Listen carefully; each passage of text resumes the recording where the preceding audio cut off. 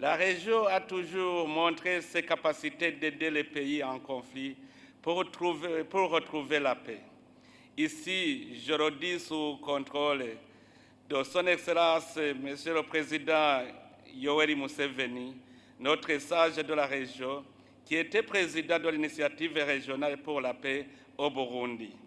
Et je le confirme, en tant que témoin oculaire et auriculaire, car j'étais moi-même partisan actif du processus de paix au Burundi.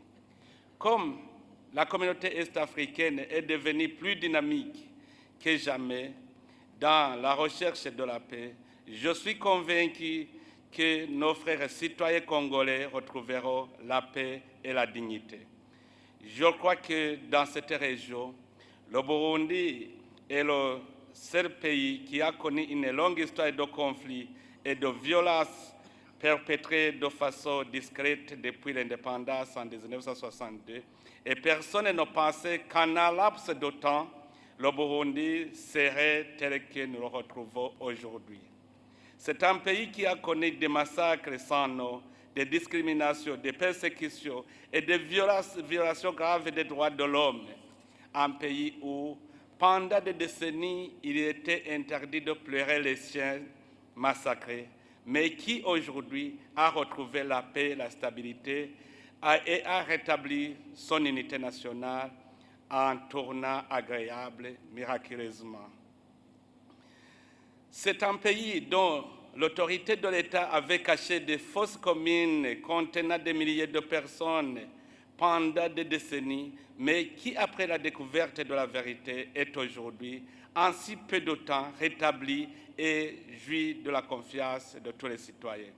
Le Burundi est un témoignage vivant que les efforts régionaux peuvent changer le cours de l'histoire de tout le peuple. Par cette occasion, il me soit permis de réitérer la gratitude du peuple burundais à tous nos pays frères qui ont contribué d'une façon ou d'une autre à la restauration de la paix et de la sécurité au Burundi à travers l'initiative régionale pour la paix au Burundi, avec une mention spéciale à notre sage de la région, le président Kaguta Museveni. C'est la preuve que nos efforts ne sont pas vains pour notre pays frère.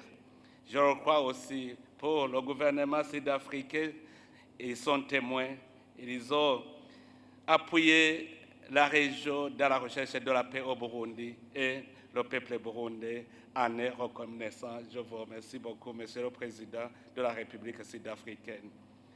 C'est ainsi que je profite de cette opportunité pour rassurer les Congolais et la communauté internationale qu'ensemble, en me référant à l'expérience burundaise et au savoir-faire, la paix et la réconciliation en République démocratique du Congo sont possibles. Nous sommes un même peuple ayant les mêmes aspirations. Il suffit de s'y mettre avec la volonté ferme de toutes les parties prenantes. La République démocratique du Congo rétablira sa paix.